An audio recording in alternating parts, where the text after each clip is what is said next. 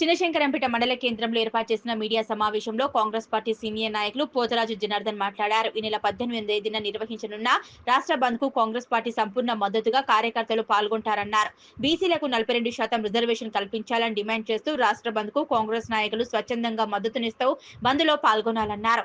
BC రిజర్వేషన్లకు అడ్డుపడుతున్న వారికి కనువిప్పు కలిగేలా ప్రతి బీసీ బిడ్డ బంద్ లో పాల్గొనాలని, బీసీ బంద్ కు కాంగ్రెస్ పార్టీ సంపూర్ణ మద్దతు ఇస్తుందన్నారు. అందరికీ నమస్కారం. తెలంగాణలోని కాంగ్రెస్ పార్టీ ఆధ్వర్యంలోని గౌరవ ముఖ్యమంత్రి శ్రీ రేవంత్ రెడ్డి గారు స్థానిక సంస్థల ఎన్నికలలో బీసీలకు 42% రిజర్వేషన్ ఇచ్చి ఎన్నికలకు స్థానిక సంస్థల ఎన్నికలు వెళ్లేందుకు గాను ఎలక్షన్ నోటిఫికేషన్ ఇచ్చిన తర్వాత గౌరవనీయులైన హైకోర్టు రాష్ట్ర హైకోర్టు గారు ఆ ఎన్నికల నోటిఫికేషన్పై స్టే విధించడం జరిగింది. ఈ విషయం మనకందరికీ తెలుసు. దీనికి వ్యతిరేకంగా తెలంగాణ రాష్ట్రంలోని బీసీ సంఘాలన్నీ కలిసి బీసీ ఐక్య వేదికగా ఏర్పడి రేపు అనగా 18వ తేదీ శనివారం రోజున తెలంగాణ రాష్ట్ర బంద్కు పిలుపునివ్వడం జరిగింది. ఈ బంద్కి తెలంగాణలోని టీపీసీసీ రాష్ట్ర అధ్యక్షుడు శ్రీ మహేష్ కుమార్ గౌడ్ గారు కాంగ్రెస్ పార్టీ తరఫున సంపూర్ణ మద్దతు తెలియజేయడం జరిగింది.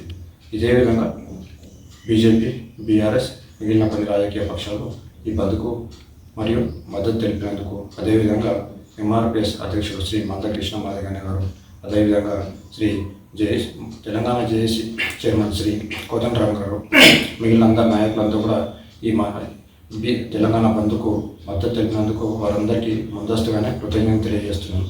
అదేవిధంగా మెదక్ జిల్లాలోని వ్యాపార సంస్థలకు, దుకాణాలకు, విద్యా సంస్థలందరికీ కూడా ముందుగా ఒక విన్నపం. రేపు తలపెట్టిన ఈ తెలంగాణ బంద్కు మీరందరూ స్వచ్ఛందంగా సహకరించి ఈ బంద్ను విజయవంతం చేయాలని కోరుచున్నాను. ఎందుకంటే భారతదేశానికి స్వాతంత్రం వచ్చి ఇన్ని సంవత్సరాలు గడిచిన తర్వాత కూడా బీసీలకు స్థానిక సంస్థల ఎన్నికల్లో 42% రిజర్వేషన్ కల్పిస్తూ కాంగ్రెస్ పార్టీ తీసుకున్న నిర్ణయానికి బీసీలు సామాజికంగా, ఆర్థికంగా, రాజకీయంగా కొంత పైకి ఎదిగే అవకాశం ఉంది.